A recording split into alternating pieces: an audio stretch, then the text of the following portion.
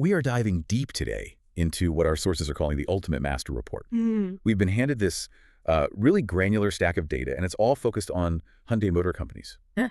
Well, their aggressive transformation. And their pursuit of becoming what the report calls a physical AI giant. Exactly. And, if you're holding this report, you're immediately faced with a mission. We have to determine if HMC's dramatic structural strategy, which is anchored by this enormous alliance with NVIDIA, Right. if it actually justifies challenging the valuation of the industry's current king, Tesla. Okay, so let's unpack this with just a cold splash of reality.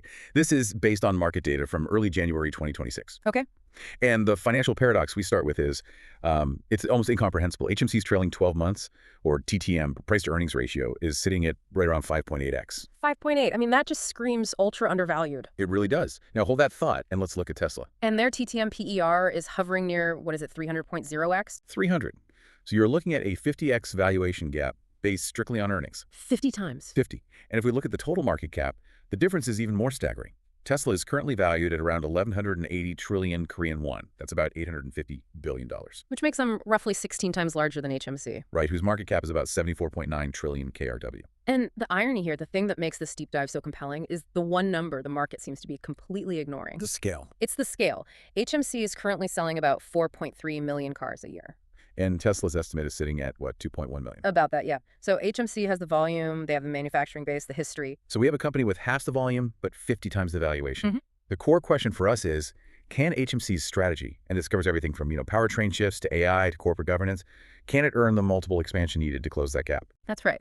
And to start closing that gap, they first have to address the immediate market challenge. It's something that has plagued every manufacturer trying to get to the mass market. The EV chasm. Exactly. That point where infrastructure anxiety and, frankly, high cost just stop the mass adoption of pure battery electric vehicles. And according to these sources, HMC's plan to bridge that gap is the extended range electric vehicle, or EREV. It's a very clever, very pragmatic strategy. Most people are familiar with hybrids, where the engine can power the wheels directly. Right. In an EREV, the term is literal. It is a fuelable electric vehicle. The combustion engine is only a generator. Okay, so 100% of the power to the wheels is from the electric motor. 100%. You fill the tank with gas, but you are always, always driving an electric car. I understand the definition, but I have to ask.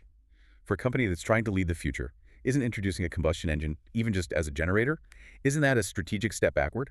Isn't it just inherently less efficient than a pure BEV? That's a fair challenge. And yes, on paper, it is less efficient than a BEV. But strategically, it's a brilliant market play. How so? The goal isn't peak efficiency. The goal is mass market penetration and cost reduction. By using a smaller battery, HMC drastically reduces the cost and the complexity of the vehicle. And they bypass the need to build a massive battery supply chain overnight. Exactly. So they address the two biggest pain points for consumers, cost and charging time, while still giving you that quiet performance you expect from an EV. I see. And here's where it gets really interesting. HMC is slated to launch EREV models for their key high-volume SUVs. We're talking the Genesis GV70, the Tucson, the Santa Fe, starting in late 2026. And the range they're targeting? An incredible 1,000-kilometer plus driving range. 1,000 kilometers. Wow. That completely removes range anxiety. It does. So that kind of vehicle is a direct, very practical counterpunch to something like the Tesla Model Y. Especially in huge geographic markets like North America or China, where charging infrastructure is still pretty patchy and people drive long distances. Right. It targets that exact buyer who loves the EV concept, but just needs the flexibility of gasoline. That's HMC, leveraging its manufacturing and market knowledge to solve an infrastructure problem with an engineering solution. Okay, so now we move from the physical vehicle to the digital infrastructure.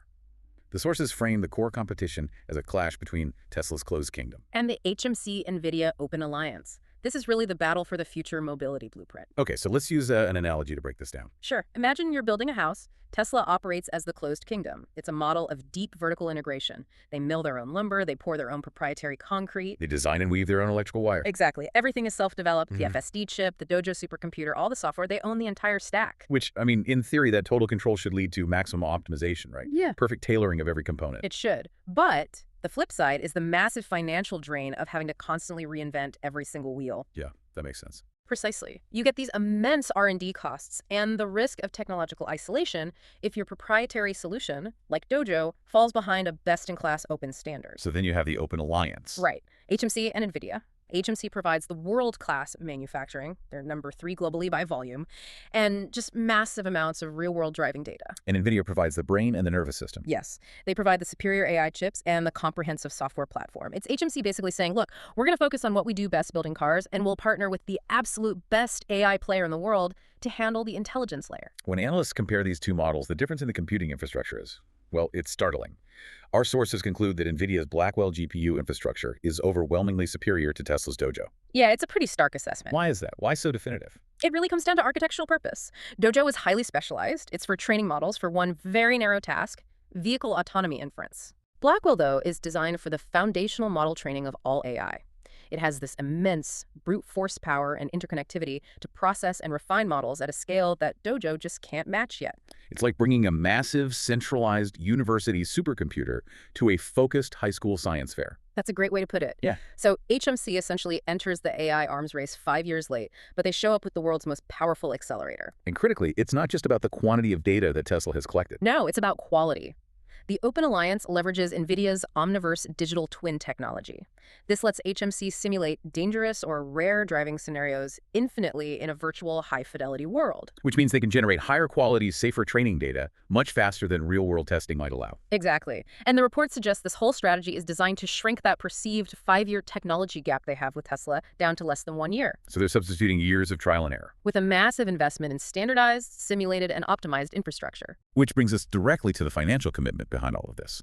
This isn't just some handshake agreement. This is a foundational infrastructure deal tied to that CES 2026 Kakambu meeting. We're talking about HMC building a 4 trillion Korean won AI data center in Korea. 4 trillion. And this center is being supplied with 50,000 Blackwell GPUs and the Drive Thor platform from NVIDIA. It's a colossal commitment. Okay, 4 trillion KRW is a massive outlay.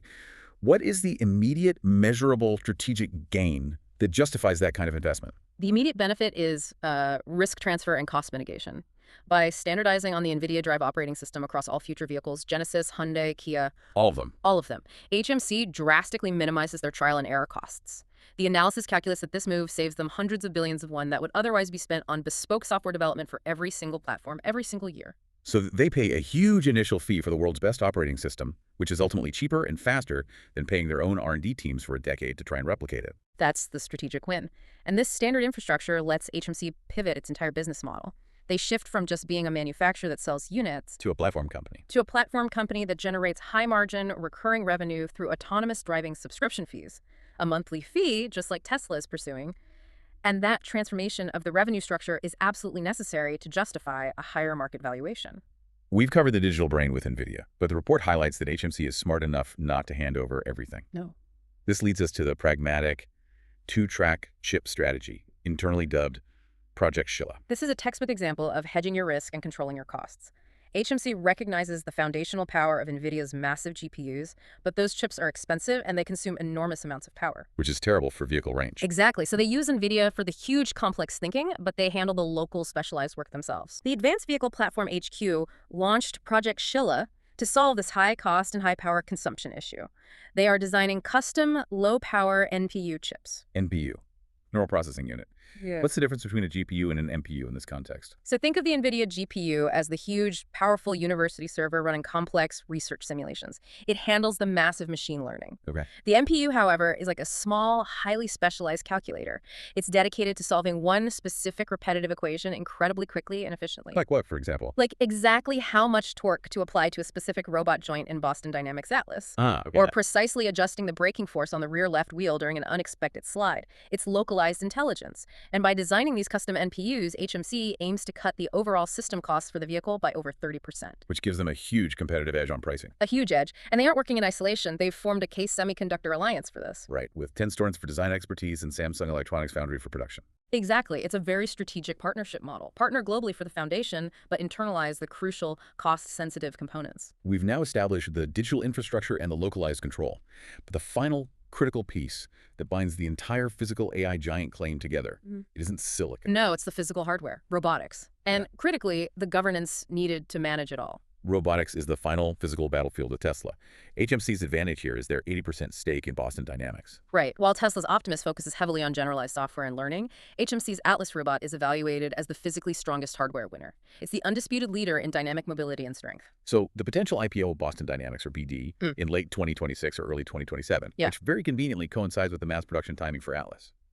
This raises an important question. Mm-hmm. What is the true purpose of this potential listing, beyond just valuing the robotics division? The purpose is financial and strategic governance. It's the necessary bedrock for executing the entire AI strategy. BD is conservatively estimated at 15 trillion KRW. And optimistically, over 35 trillion. Right, so this IPO provides the fuel for Chairman Chung's final essential corporate reform. And the analysis zeroes in on his 21.9% individual stake in BD. That's the key lever. If BD goes public at, let's say, the mid-range valuation of 30 trillion KRW, that 21.9% stake could net Chairman Chung an estimated 6.5 trillion KRW in liquid cash. And that cash is required to solve HMC's most persistent problem, the legacy circular shareholding structure. Exactly. For anyone listening who might not be deep into corporate finance, what exactly does circular shareholding mean, and why does it need 6.5 trillion won to fix? It's a complex system where affiliated companies hold shares in each other. So company A owns B owns C, and C owns A. Okay. It's common among legacy Korean conglomerates, but it makes the management structure very vulnerable. Chairman Chung's control is indirect, and it could be challenged by foreign or activist investors who want simpler, cleaner governance. So the 6.5 trillion KRW is needed to cut that circle. Precisely. The funds are expected to be used to acquire shares in Hyundai Mobis, which is the core of the group's parts and technology arm, to directly secure stable management control for Chairman Chung and end that legacy vulnerability. So the robotics IPO isn't just about valuing robots. No, it's about solidifying the leadership structure required to execute this massive, risky 4 trillion won AI transformation. That connects the technology and the capital Yeah. in a way that, it really justifies the analysts' high praise. Before we synthesize, let's quickly touch on the future lineup and the immense risk factors. The U.S. production line at HMGMA is critical. You have the flagship Ioniq 9, the Genesis GV90, and those EREV models all designed to maximize U.S. subsidy benefits. But the risks, they are immense. Yeah, the report highlights three major ones. Political instability is number one. We're talking about sudden changes to the U.S. IRA tax credit system after an election or new tariff barriers. Of course. Second, there's the sheer financial burden of maintaining this hyper-advanced AI infrastructure, keeping 50,000 Blackwell GPUs running and upgraded. That's an enormous recurring expense. It could sink them if the subscription revenue doesn't materialize fast enough. Exactly. And the third, which we cannot ignore given we're talking about physical AI, Labor disputes. labor disputes. Introducing Atlas robots into manufacturing lines, which HMC is famous for, is guaranteed to cause friction with powerful production worker unions over things like job reduction and workplace safety. It's the constant challenge of introducing physical AI into any mass manufacturing operation. It is. So, what does this all mean? The analyst report is definitive.